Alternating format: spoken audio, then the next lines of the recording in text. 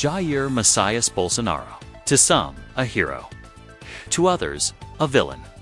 But love him or hate him, his story is one of the most dramatic political rises and falls in modern history. Let's rewind. Born in 1955, Bolsonaro was a military man first. He served as an army captain before moving into politics. For decades, he sat in Brazil's Congress, often dismissed as a fringe figure. But while the elites mocked him, ordinary Brazilians were listening. He spoke their language. Law and order, family values, national pride. By 2018, Brazil was drowning in corruption scandals. The left-wing Workers' Party, led by Lula da Silva, had been exposed in one of the largest corruption investigations in history. Criminal organization, this is what they've been called. Does that sound accurate or ludicrous to you? I think that the level of corruption and fraud that has been unveiled in Brazil is unprecedented.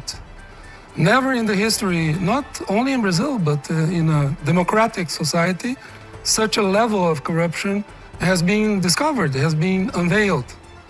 So I think that what has been done through the work of Lava Jato car wash is that a number of documents, a number of testimonies, a number of elements, emails, bank transfers, have been put together to uncover this criminal organization.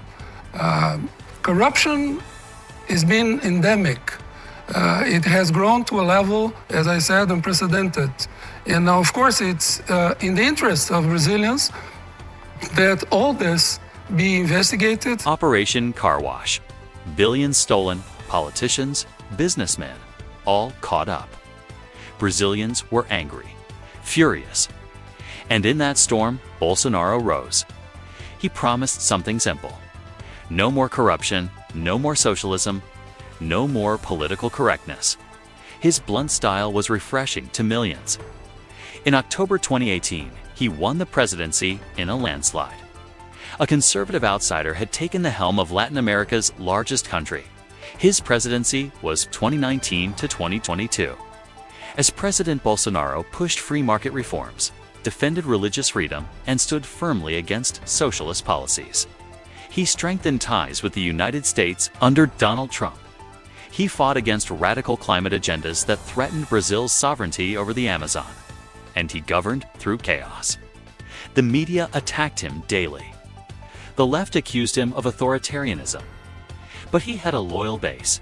Millions who believed he was Brazil's last line of defense against a socialist takeover. The 2022 election, October 30th, 2022.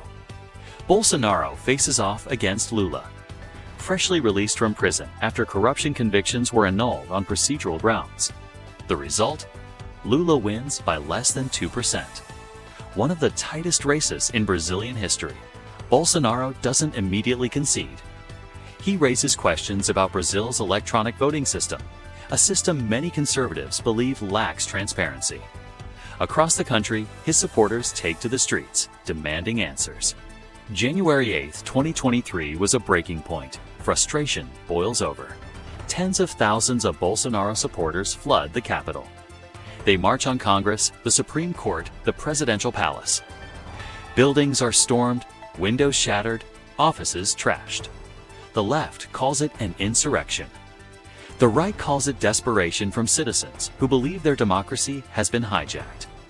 For the establishment, this was the perfect opportunity. From that day forward, the campaign to take down Bolsonaro was relentless. The legal offensive. Prosecutors began building a case. They claimed Bolsonaro plotted to stay in power after his defeat. They pointed to alleged meetings, draft decrees, even supposed plans to arrest Supreme Court justices. Bolsonaro denied it all. He said it was politics, a witch hunt designed to silence him and crush the conservative movement in Brazil. But the system didn't stop. In August 2025, Bolsonaro was placed under house arrest. The accusation: disobeying court orders and making statements that supposedly threatened judicial independence. Then came September 11, 2025, a date that will be remembered in Brazilian history. The conviction. On September 11, 2025, Brazil's Supreme Court convicted Jair Bolsonaro on 5 major counts, attempting a coup after losing the 2022 election, participating in a criminal organization, attempting to abolish Brazil's democratic rule of law, damaging government property, damaging heritage sites during the January 8th protests. The sentence, 27 years and 3 months in prison. Think about that. A former president sentenced to nearly 3 decades behind bars. Several of his allies, generals, ministers, advisors were also convicted. Long prison sentences handed out across the board. The reactions for the left and the media: this was a victory for democracy. No one is above the law, they said. They celebrated the verdict as proof Brazil had resisted authoritarianism. But for conservatives, it was something very different. They saw it as proof that the judicial system had been weaponized to destroy Bolsonaro. 4 of the 5 judges who voted to convict, appointed during left-wing governments. Bolsonaro wasn't tried by a jury of citizens. He was judged by political enemies. Now the timing. Bolsonaro is barred from holding office until 2030. That means he's sidelined just long enough to stop him from challenging Lula's party in the 2026 elections. The bigger picture. So let's step back. Was this about justice? Or was it about removing a political threat? Because here's the truth. Millions of Brazilians still support Bolsonaro. Even after all this, he remains a powerful symbol of resistance to socialism, globalism, and political corruption. And that's why the establishment fears him. The Trump parallel. The parallels with Donald Trump is undeniable. In the United States, Trump faced multiple indictments, dozens of charges, accusations of conspiracy, fraud, election interference, insurrection. Just like Bolsonaro, is the leading conservative voice in his country. Just like Bolsonaro, he was accused of plotting a coup. And just like Bolsonaro, he stared down the barrel of years in prison. Not because the people rejected him, but because the system fears him. And in the 2024 election, Donald Trump won in a landslide, shocking the world. Donald Trump has won the state of Wisconsin, which means he is the winner of this race and will return to the White House as this country's 47th president. And for so many of you watching right now, that news is, to say the least, a lot to digest. I understand that personally.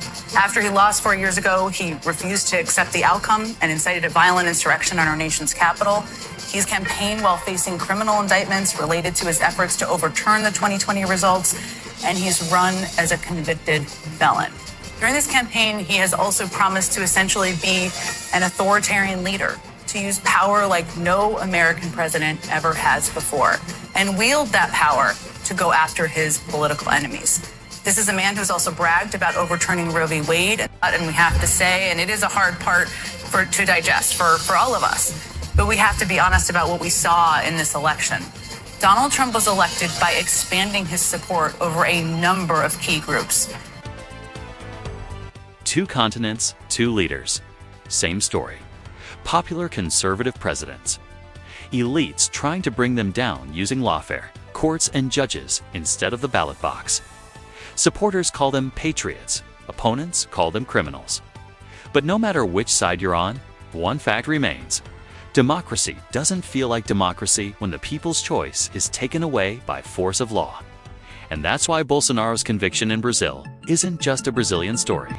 It's a warning to the entire world. Thanks so much for watching all the way through. If you enjoyed this video, don't forget to smash that like button. It really helps the channel grow. Drop a comment below and let me know what you think or what topics you'd like to see next. Also remember, sip and subscribe.